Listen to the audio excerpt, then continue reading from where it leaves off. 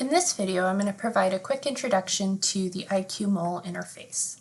So when you first open IQmol, you should get a window that looks like this. It's basically a blue screen and then a bunch of things. So at the top, we have the menu bar, and so this has options like opening things, saving them, generating images. We have the edit menu, which has your cut, copy, paste, and also preferences.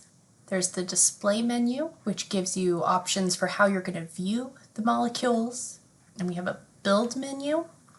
In the build menu, you have options for setting different constraints, doing some different things like symmetrizing and translating the molecule to the center of the screen. We'll talk more about these in future videos. The calculation option is for setting up advanced quantum chemistry calculations.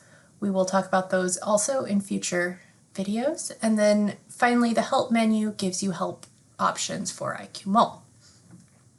You'll also notice that there's a bunch of icons, and these do many of the same things that are available in the menu lists. So we have a new file or new molecule here, open a molecule, save whatever you're working on. There's two modes. The hand here is used for manipulate mode. Right now it's in build mode, and you can tell that because it's selected. And then here's where you would select what elements you're going to build. There are also options for adding fragments of molecules and hydrogens, which we'll talk more about these when we talk about building molecules. And finally, this E with an arrow indicates that you're going to minimize the energy of the structure you have. Finally, we have the select mode, so the magic wand lets you select different parts of the molecule. X is a delete selection, and then there are various visualization things here, so you can save pictures, you can record animations, and you can view full screen mode, and then the life preserver is, again, the help menu. When you start building a molecule, it'll show up in this blue area, and you can see that right now I have a little hammer, which is indicating I'm in build mode. We'll talk about that again in the next video.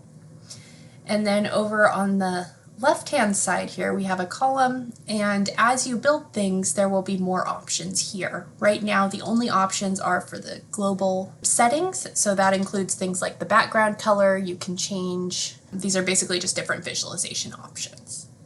And again, right now I don't have a molecule, so nothing is showing here, but once I build a molecule, I will have options that appear there.